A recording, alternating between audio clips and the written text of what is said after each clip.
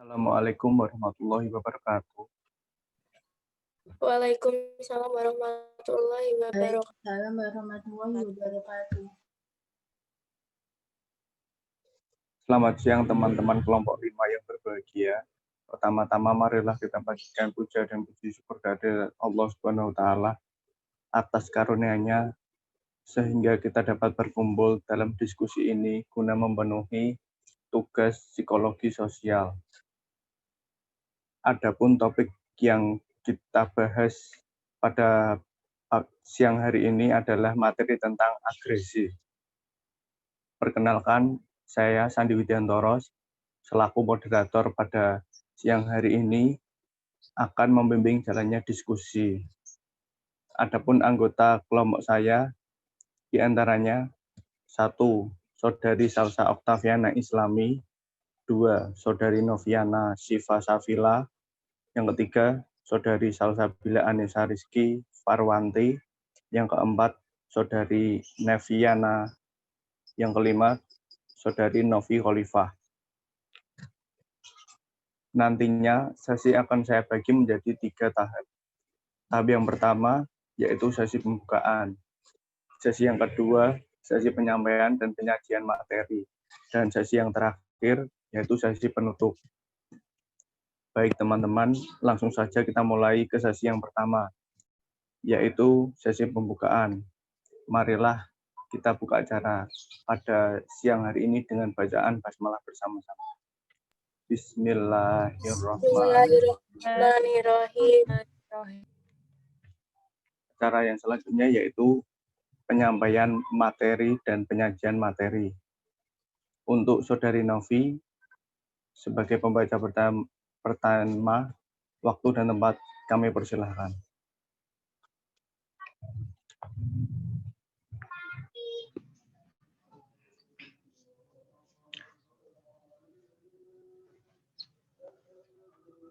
Baik, terima kasih kepada saudara moderator karena telah memberikan saya kesempatan untuk menjelaskan materi. Di sini dapat dilihat yaitu apa itu agresi.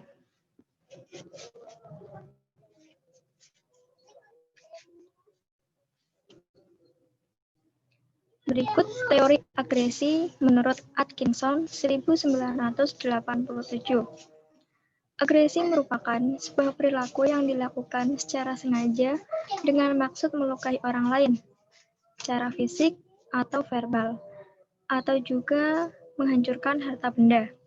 Jadi, agresivitas merupakan kecenderungan seseorang berperilaku melukai secara fisik maupun verbal, atau yang dilakukan secara sengaja untuk menghancurkan harta benda dalam wujud perlawanan yang sangat kuat, berkelahi, menyerang, melukai, mencaci, menghina, membunuh, menikam, berkata kasar, dan merusak fasilitas-fasilitas serta merusak benda milik orang lain.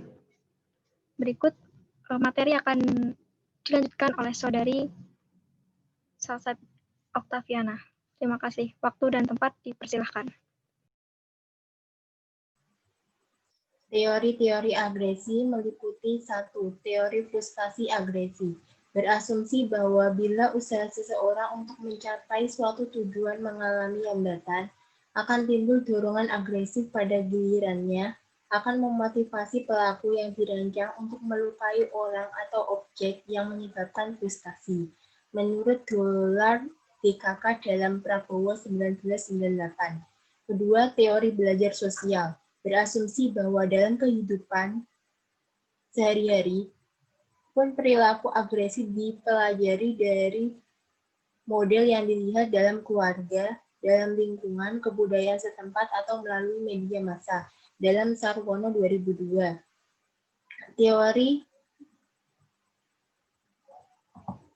Teori kualitas lingkungan berasumsi strategi yang dipilih seseorang untuk menstimulus mana yang diprioritaskan atau diabaikan pada suatu waktu tertentu akan menentukan reaksi positif atau negatif terhadap lingkungan.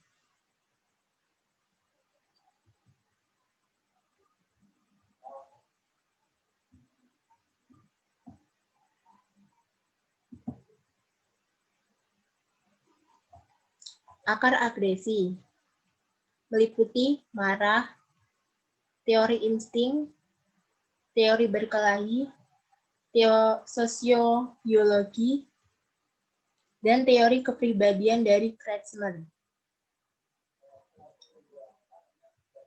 Penjelasan mengenai akar agresi. Marah adalah sebuah pernyataan yang disimpulkan dari perasaan yang ditunjukkan serta disertai dengan konflik atau frustasi. Menurut Spiegel GKK 1999, teori insting adalah agresi dilandasi oleh kekuatan yang disebut death instinct, yaitu bertujuan untuk merusak. Insting berkelahi adalah agresi sebagai konsep yang mirip dengan usaha mempertahankan agar makhluk dapat hidup. Menurut Konrad Lorenz 1967, sosiobiologi adalah struktur fisik tertentu berkaitan erat dengan agresivitas.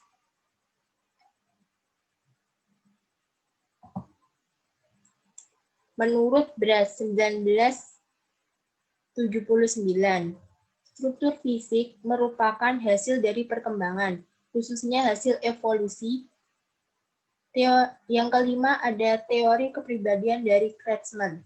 Ernest Kretschmer mengemukakan kepribadian yang juga didasarkan pada bentuk tubuh, antara lain dikatakan bahwa orang yang memiliki bentuk tubuh tinggi, kurus, dan atletis diasosiasikan dengan orang yang senang, menarik diri, kurang bergaul. Sedangkan orang yang pendek, gemuk adalah orang yang memiliki emosi yang kurang stabil atau emotional instability.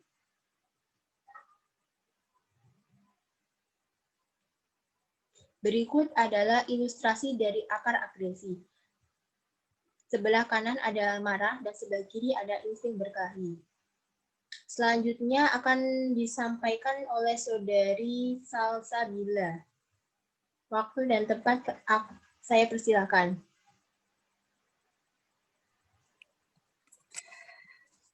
Saya akan menjelaskan materi tentang perspektif agresi. Perspektif agresi dikelompokkan menjadi 3. 1. Perspektif agresi dari keadaan internal. 2. Perspektif belajar sosial. 3. Perspektif situasional dalam perilaku agresi. 1.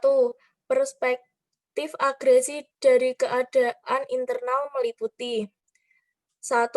Menurut perspektif psikoanalisis seperti yang dikatakan oleh Sigmund Freud bahwa dalam diri manusia selalu mempunyai potensi bawah sadar, yaitu suatu dorongan untuk merusak diri atau thanatos.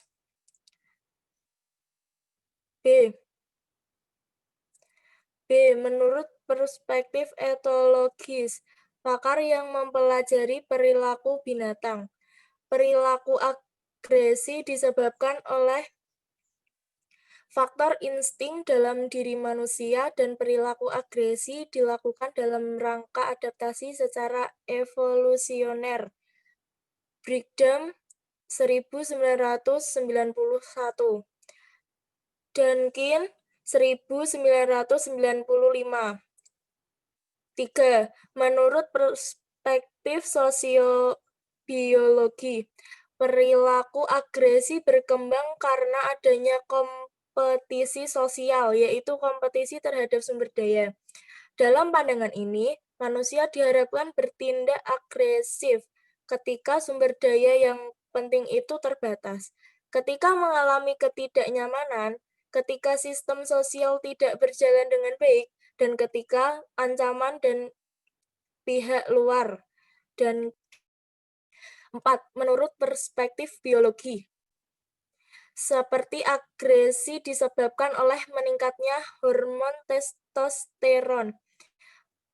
Perilaku agresi juga disebabkan adanya abnormalitas.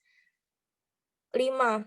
Perspektif frustasi agresi. Menurut hasil penelitian Bastien dan Worcel menyatakan bahwa frustasi yang menetapkan akan mendorong perilaku agresi. Dalam hal ini,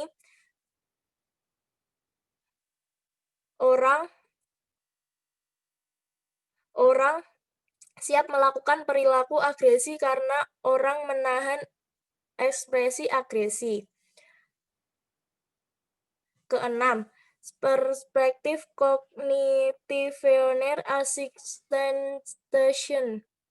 Perspektif ini menyatakan bahwa peristiwa-peristiwa yang tidak mengenakan akan menstimulasi perasaan negatif. Efek negatif. Perasaan negatif akan menstimulasi secara otomatis berbagai pikiran, ingatan, respon fisiologis, dan reaksi monitorik yang bersosialisasi dengan reaksi melawan atau menyerang. Selanjutnya, materi akan disampaikan Neviana. Silahkan. Baik, saya akan melanjutkan materinya, yaitu penyebab agresi. 1. Amarah. Amarah merupakan rasa emosi yang tinggi dan perasaan tidak suka yang disebabkan oleh adanya sebuah kesalahan. Pada saat itu, perasaan ingin menyerang, mencaci maki, menghancurkan, dan lain-lain. Apabila hal tersebut dikeluarkan dalam sebuah tindakan, maka terjadilah perilaku agresi. 2. Biologis. Pada kasus wanita yang sedang mengalami masa haid, maka hormon kewanitaannya yaitu hormon estrogen dan progesterogen menurut jumlahnya. Akibatnya banyak wanita yang mengalami bahwa perasaan mereka mudah tersinggung, gelisah, tegang, dan agresif. Jadi penentu biologis juga berperan dalam sikap agresi pada seseorang. 3. Kesenjangan.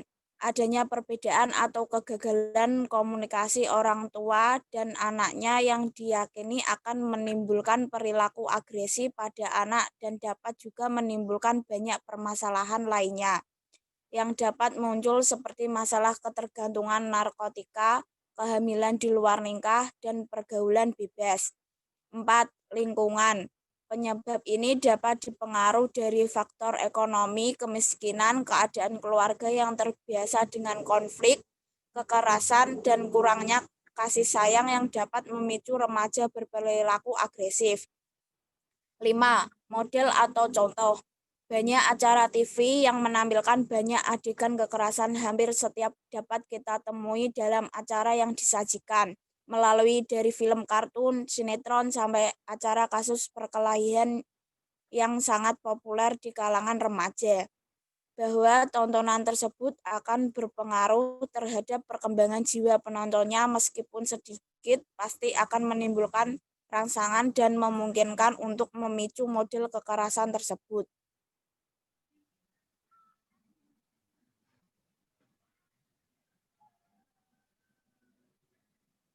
Novana, silakan dilanjut. Oke. Baik, saya akan menjelaskan tentang apa itu kekerasan dalam rumah tangga. Menurut pasal 1 Undang-Undang PKDRT, kekerasan rumah tangga atau KDRT adalah perbuatan terhadap seseorang, terutama perempuan, yang berakibat timbulnya kesengsaraan atau penderitaan secara fisik, seksual, psikologis, dan penelantaran rumah tangga, termasuk ancaman untuk melakukan perbuatan pemaksaan atau perampasan kemerdekaan secara melawan hukum dalam lingkup rumah tangga. Bentuk kekerasan dalam rumah tangga dibagi menjadi 4, yaitu kekerasan fisik, kekerasan psikis, kekerasan seksual, dan penelantaran rumah tangga. Kekerasan fisik adalah perbuatan yang mengakibatkan rasa sakit, jatuh sakit, atau luka berat. Kekerasan psikis adalah perbuatan yang mengakibatkan ketakutan, hilangnya kepercayaan diri, hilangnya kemampuan bertindak, dan penderitaan psikis berat. Kekerasan seksual adalah perbuatan yang mencerminkan pemaksaan hubungan seksual terhadap orang yang menetap dan terhadap seorang di lingkup rumahnya untuk tujuan komersial. Penelantaran rumah tangga adalah perbuatan menelantarkan orang dalam lingkup rumah tangga.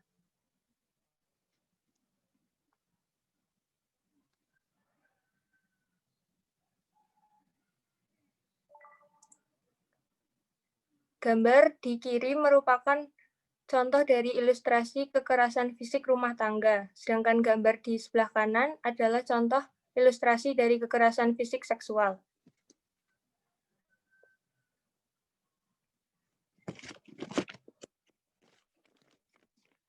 Adapun cara mengatur agresi, yaitu 1. Penanaman moral. Penanaman moral merupakan langkah untuk mencegah kemunculan tingkah laku agresi, dilaksanakan secara berkesinambungan sejak usia dini di berbagai lingkungan, dengan melibatkan segenap pihak yang memikul tanggung jawab dalam proses sosialisasi. 2. Pengembangan tingkah laku non-agresi. Pengembangan tingkah laku non-agresi adalah mengembangkan nilai-nilai yang mendukung perkembangan tingkah laku non-agresi dan menghapus atau setidaknya mengurangi nilai-nilai yang mendorong perkembangan tingkah laku agresi. 3. Pengembangan kemampuan memberikan empati merupakan langkah yang perlu diambil dalam rangka mencegah berkembangnya tingkah laku agresi dengan cara individu dilatih dan melatih diri untuk mampu menempatkan diri dalam dunia batin sesama serta mampu memahami apa yang dirasakan atau dialami dan diinginkan maupun tidak diinginkan sesamanya. Baik, terima kasih. Saya kembalikan lagi ke Saudara Randy sebagai moderator. Terima kasih atas materi yang telah disampaikan. Demikian tadi hasil diskusi dan presentasi kelompok kami. Semoga dari diskusi materi yang kami sampaikan bisa diterima dan tentunya bisa bermanfaat. Mari kita bersama-sama mengucapkan hamdalah atas kelancaran acara pada hari ini. Alhamdulillahirabbil alamin. Saya sebagai moderator memohon maaf atas kekurangan dan terima kasih atas perhatiannya. Bila taufiq wal hidayah, wassalamualaikum warahmatullahi wabarakatuh. Waalaikumsalam warahmatullahi wabarakatuh. Waalaikumsalam warahmatullahi wabarakatuh.